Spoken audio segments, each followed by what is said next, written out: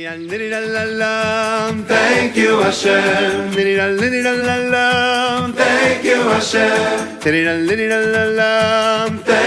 Hashem. Thank you, Hashem.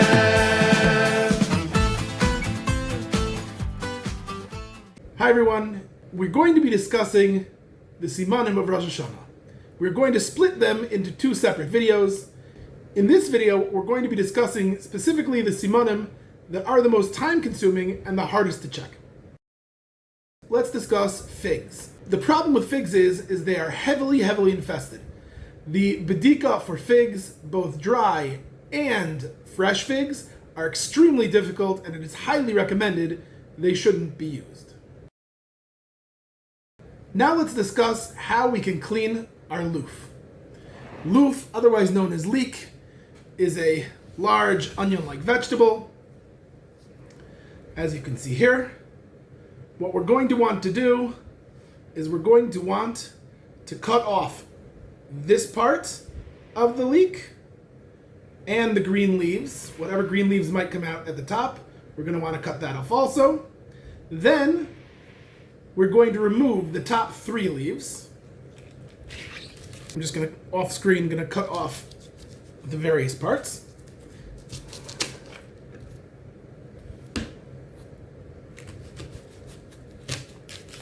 Okay, so now we have our leek. We've cut off the bottom, we've cut off the top, and we want to remove the top 3 leaves. I've already removed the top leaf, okay? And then we're going to remove the second and third leaves. And we are not going to use any of these leaves, preferably speaking. They're usually the most infested, okay? Then what we're going to want to do is we're going to take a knife, and we're just going to cut lengthwise down the length of the leek, which is going to expose all the leaves on the inside.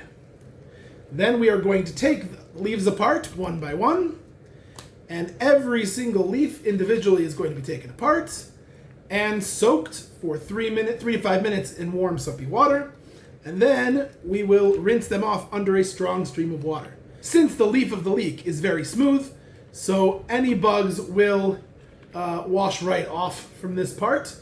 And there are usually less bugs on the inside of the leek. That is how we clean loof or karti. Now let's discuss rubia.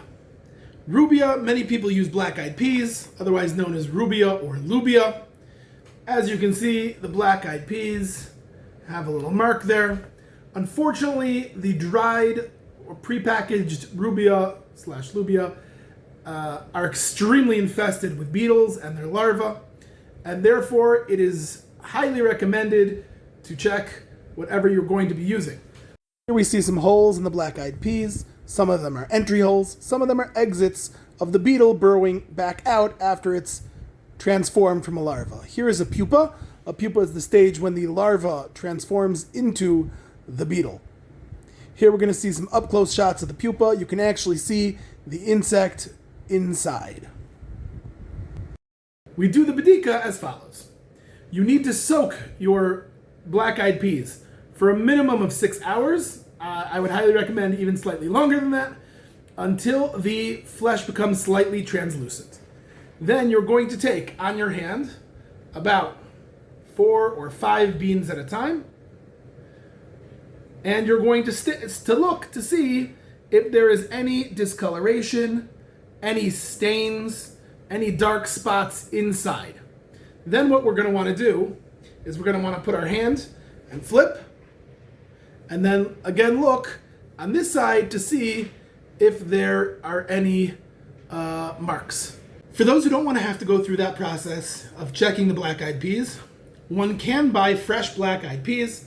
Looks almost like a string bean, and this bedika is very simple.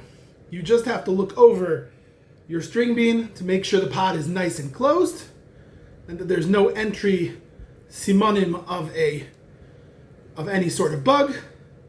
And then one can open the pod, and you'll see here comes out a fresh black-eyed pea.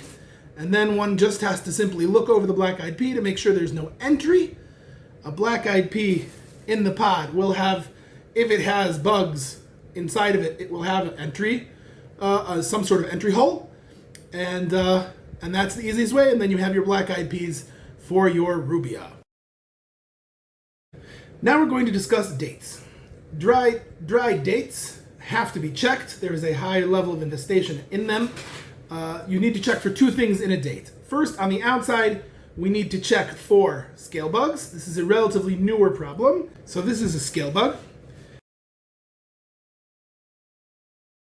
And otherwise, you may find inside worms or beetles. Sometimes you will find little crumbs. Those are droppings of the beetle or the larva. And one should not use any date that one finds those little crumbs in. So here you can see some of the beetles inside a dried date. You can see the beetle here on the top of the date on the right side. And here are some simanim of infestations, crumbs, and what they've eaten.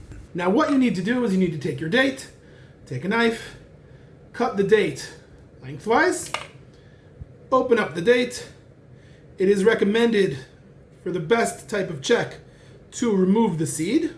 So we're going to take the seed out. And then you want to look at it in the light for any dark objects. And you want to look at it from both sides. I have several times found dates that by looking from one side, you will not have seen the bug that was hidden in the flesh on the back of the date. And one had to look from both sides to catch it. Now sometimes, especially in older dates, there will be some shadows in the skin. One should peel back the peel of the date to look at those little shadows. They oftentimes are just sugar that develops from the natural sugar in the date. But it is very important, again, to look at both sides up against the light to look for any signs of infestation. As one becomes more experienced and checks more dates, one will very quickly learn to differentiate between shadows that are bugs to shadows that are simply sugar developing in the dates. Now we're going to discuss fish heads. For those who are actually using fish heads, one has to be aware that oftentimes there are various types of negias in fish. One should definitely update themselves with the various hechsherim as to the types of fish. One should definitely try to buy their fish head from a hechsher that also takes care that there shouldn't be any infestation in their fish.